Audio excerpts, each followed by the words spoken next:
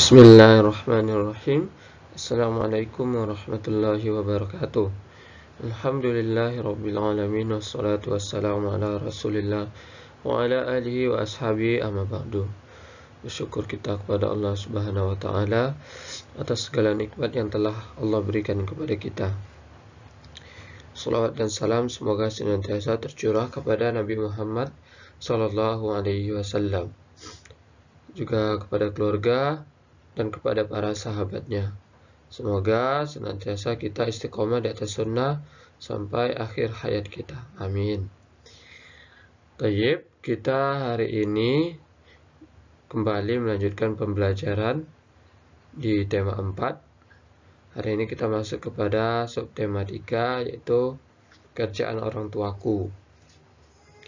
Kita akan masuk ke pembelajaran 1 dan 2. Silakan disiapkan bukunya dan disimak dengan baik materi yang Ustaz sampaikan.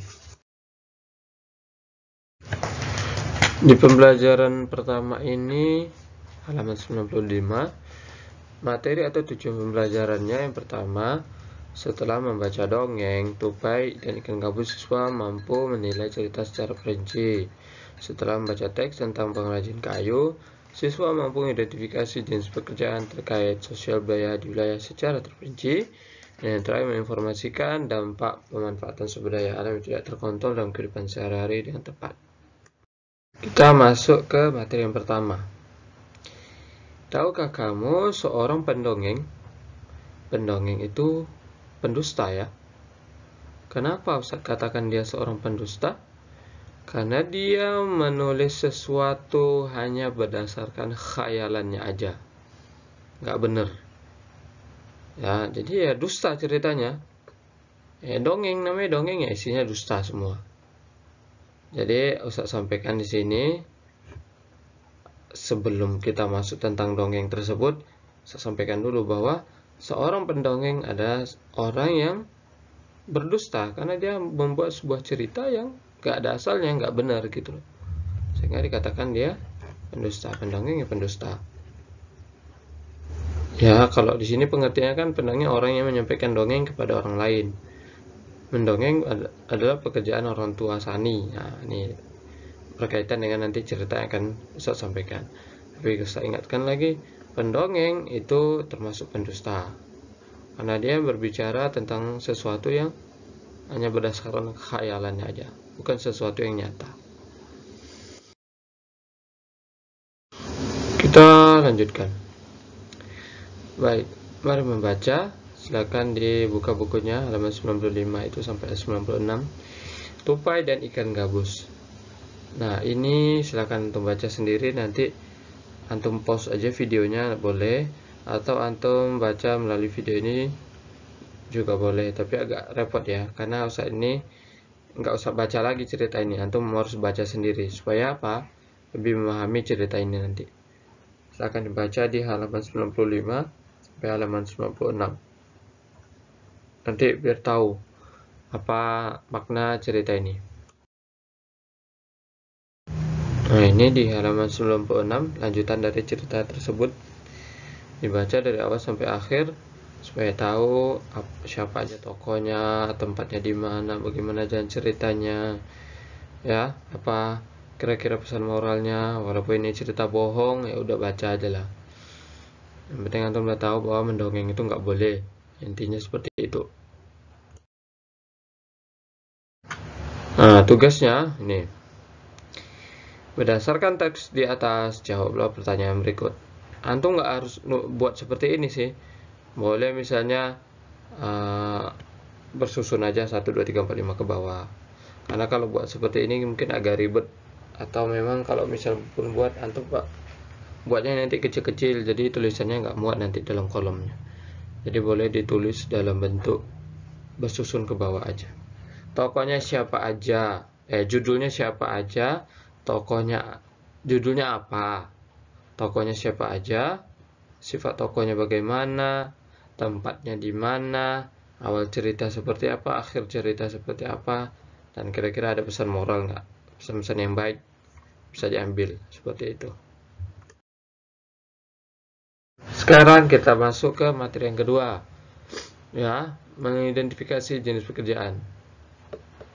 Kita baca cerita ini. Ini Ustaz baca, antum dengarkan. Pekerjaan ayahku adalah pengrajin kayu. Ayahku membuat meja dari kursi. Untuk menghasilkan kursi, awalnya ayahku membeli kayu, kemudian memotongnya, kemudian membentuk menjadi kursi, kemudian menghaluskan, lalu mengecatnya. Waktu yang dihabiskan untuk membuat kursi kurang lebih 1 minggu. Ayahku menjual meja dan kursi buatannya ke toko mebel. Di toko mebel itulah orang-orang bisa membeli meja dan kursi buatan ayahku. Ini cerita sedikit ini langsung saya ambil kesimpulan saja untuk memudahkan. Pertama, kesimpulan berdasarkan teks yang pertama, pengrajin kayu merupakan pekerjaan yang menghasilkan barang, karena dia menghasilkan meja dan kursi. Kedua, sumber daya alam yang digunakan yaitu kayu. Kayu berasal dari pohon.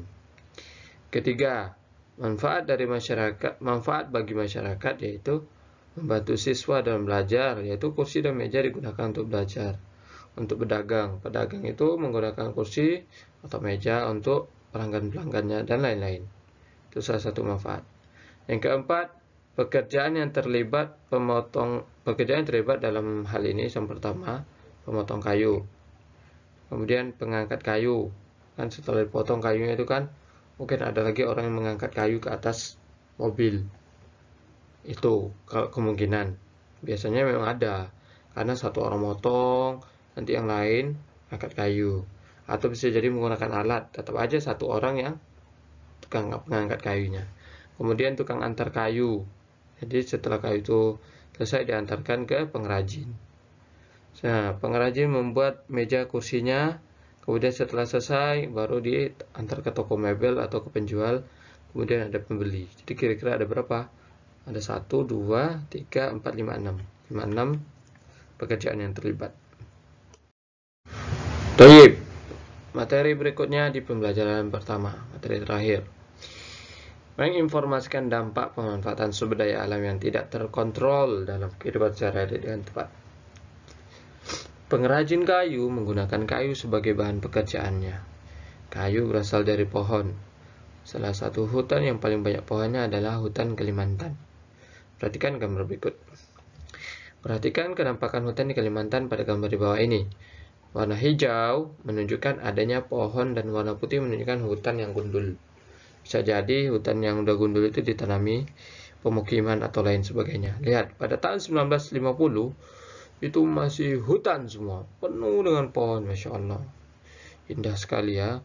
Tahun 1985 sudah mulai sebagian di tepi-tepi bagian hutan itu ditebangin itu, lihat. Ya kan ada putih-putih. Pada tahun 2000 sudah mulai banyak yang berkurang. Nah, bahkan bisa dibilang tepi-tepinya itu sudah tinggal sedikit lagi, di tengahnya aja itu banyak. Tahun 2005 keadaannya juga lebih parah daripada tahun 2000. Nah, kan tahun 2010 juga, kan tahun 2020 lihat tinggal sedikit lagi. Ya kan? Untuk mengetahui penjelasan lebih lanjutnya, perhatikan diagram berikut ini. Lihat perkembangan hutan Kalimantan dari tahun ke tahun. Ini setelah membaca teks tadi, setelah pada di atas gambar itu kan, kalau dibuka antum kan ada tuh yang antum jumpai yang seperti ini. Nah, keterangannya seperti ini. Pada tahun 1950, hampir seluruh Kalimantan tertutup hutan. Coba bayangkan kalau hutan itu banyak ya. Udaranya segar, dingin, kan sejuk, enak lah mainnya. Jadinya kalau kita masuk ke hutan. Pada tahun 1985 hutan di Kalimantan masih luas. Masih luas tapi tepi-tepinya udah mulai ini kan. Udah mulai ditebangin. Pada tahun 2000 hutan di Kalimantan mulai berkurang. Ya, seperti yang saya sampaikan tadi, di tepi-tepi pinggir hutan itu udah mulai dibabat habis sedikit-sedikit sampai ke tengah. Dan begitu selesai, antum tinggal perhatikan sendiri apa yang saya sampaikan di video ini. Sampai pada tahun 2020. Sayang ya hutannya, kalau ditebangin terus nanti bahaya kan. Baik, kita lanjut. dampak dari penebangan hutan sangat besar sekali bagi kehidupan manusia. Dampak yang jelek ya. Hutan Kalimantan terkenal dengan istilah paru-paru dunia. Alasannya adalah karena lebatnya hutan tersebut sehingga menghasilkan oksigen yang sangat banyak dan kualitas oksigen sangat baik. Ya, satu pohon itu bisa menghasilkan oksigen yang banyak loh. Bayangkan kalau misalnya ribuan hektar atau ratusan hektar atau ratusan kilometer atau ratusan hektar, misalnya ratusan ribu hektar misalnya, dipenuhi dengan hutan-hutan yang sangat lebat dengan pohon-pohon yang sangat besar, otomatis oksigennya sangat banyak sekali, udara yang sangat baik gitu kan. Coba sekarang bayangkan kalau misalnya hutannya itu ditebangin semua, apa jadinya? Panas, udara juga nggak segar lagi, seperti itu. Namun seperti yang kita lihat pada gambar tersebut, hutan Kalimantan sudah hampir punah, ditebangin semua. Ini merupakan salah satu akibat dari penebangan karena masyarakat ingin membangun tempat pemukiman. Salah satu alasan orang menebang pohon mungkin karena itu, buat pemukiman. Yang kedua mungkin membuat kebun atau membuat kebun sawit atau kebun apa gitu.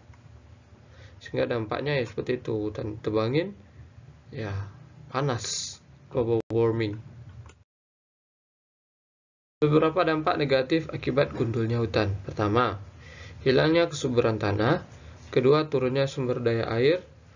Yang ketiga, punahnya keanekaragaman hayati. Yang keempat, terjadinya banjir. Dan yang kelima, global warming atau pemanasan global. Itu ya, mungkin ada lagi tambahan. Antum boleh tambah sendiri jika antum mau menambahkan. Jika ini antum mencukupkan ini juga bisa, insyaallah. Barakallahu fikum. Sekarang kita masuk ke pembelajaran kedua. Pembelajaran kedua ini sedikit, sebenarnya di situ ada SPDP ya. Cuman SPDP-nya ini kan masih berkaitan dengan gambar 3 dimensi. Nah, masih sama lah materinya dengan yang di subtema 2 kemarin. Jadi antum tinggal perhatikan aja catatan di subtema 2 kemarin. Kalau nyatat, kalau tak nyatat ya macam mana lagi. Nah, di pembelajaran kedua ini materi atau tujuan pembelajaran kita yang pertama, mahasiswa mampu menjelaskan hubungan simbol dengan makna sila ketiga, Pancasila dengan benar. Yang kedua, siswa menganalisa masalah yang terkait dengan sila ketiga Pancasila secara terperinci. Kita masuk materi yang pertama. Salah satu pekerjaan yang ada di sekitar kita adalah nelayan. Kalau di Batam ada nelayan ya, yang biasanya tinggal di tepi-tepi dekat-dekat Galang sana, Barelang. Banyak pula nelayan di situ. Dekat ini Tanjung Riau ada juga itu. Ya, banyak sekali nilai-nilai yang bisa kita pelajari dari seorang nelayan. Salah satunya adalah gotong royong. Dengarkan cerita berikut ini. Sikap gotong royong di kampung nelayan. Pak Eko tinggal di kampung nelayan dekat pantai. Ia dan warga desa yang lain bekerja sebagai nelayan tradisional. Biasanya, Pak Eko dan 6 warga lainnya berangkat pada malam hari. Mereka menggunakan perahu. Mereka bergotong royong untuk menarik jaring. Hasil ikan di hari itu dibagikan sama rata kepada 7 orang, termasuk Pak Eko. Kadang-kadang ikan tersebut langsung dijual. Hasil penjualan ikan juga dibagi sama rata. Pada saat tidak pergi mencari ikan, mereka bersama-sama membetulkan jaring yang rusak. Jadi berdasarkan teks tadi, ya, teks yang singkat itu bisa kita ambil kesimpulan sederhana. Yang pertama, Pak Eko senantiasa melakukan gotong royong dengan teman-temannya, seperti menarik jaring, kan? Mungkin ketika sampan itu di darat mungkin ditarik sama-sama ke laut, seperti itu. Kemudian juga sama-sama memperbaiki jaring kalau ada yang rusak misalnya. Itu termasuk sifat gotong royong. Kedua, saling membantu satu sama lain. Yang ketiga, mereka senantiasa berbuat adil. Adilnya bagaimana? Dapat ikan berapa? Sama dibagi sama-sama rata. Kalau misalnya ikannya dijual juga dibagi sama rata duitnya. Itu namanya sikap adil kan. Dan terakhir, mereka memiliki sikap persatuan dan kesatuan. Nah, di antara 4 ini, semuanya bagian dari sila ketiga Pancasila. Sila ketiga Pancasila apa bunyinya? Nah, kita lihat yang satu ini. Ke materi yang kedua. Yang kedua yaitu mampu menjelaskan hubungan simbol dengan makna sila ketiga. Ya, sila ketiga Pancasila berbunyi Persatuan Indonesia, lambangkan dengan pohon beringin. Makna dari sila ketiga. Pertama, negara kesatuan Republik Indonesia. Kedua, cinta damai dan persatuan. Yang ketiga, tidak mementingkan kepentingan diri sendiri. Yang keempat, selalu menjaga persatuan dan kesatuan Republik Indonesia. Dan yang terakhir, menumbuhkan rasa senasib dan sepenanggungan. Ini yang saya sampaikan sedikit. Jika ada yang mau menambahkan pada catatannya, silakan ditambahkan masing-masing. Barakallahu fikum. Hubungan simbol dan makna sila ketiga. Sila ketiga itu adalah Persatuan Indonesia, dilambangkan dengan pohon beringin.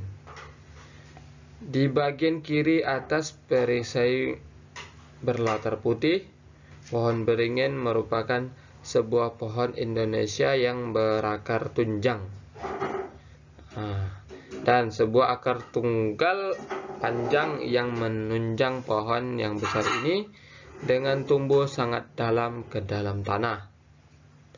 Kalau ada yang orang Padang di sini mungkin pernah ke Painan nggak? Di situ ada kan dua pohon beringin yang saling menyatu akarnya dari jembatan ya, masya Allah itu. Nah, lanjut. Hal ini mencerminkan kesatuan dan persatuan Indonesia. Pohon beringin juga mempunyai banyak akar yang menggelantung dari ranting-rantingnya.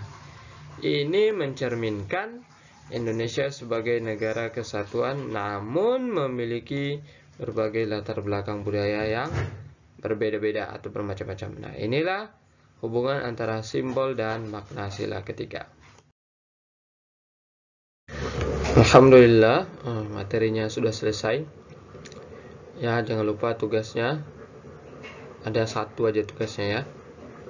Di halaman berapa tadi? Di pembelajaran 1 tadi terkait dengan tupai dan ikan gabus. Nanti diupload, nanti Ustaz siapkan di Google Classroom. Ya, demikianlah materi yang singkat ini. Semoga memberikan manfaat bagi antum semuanya.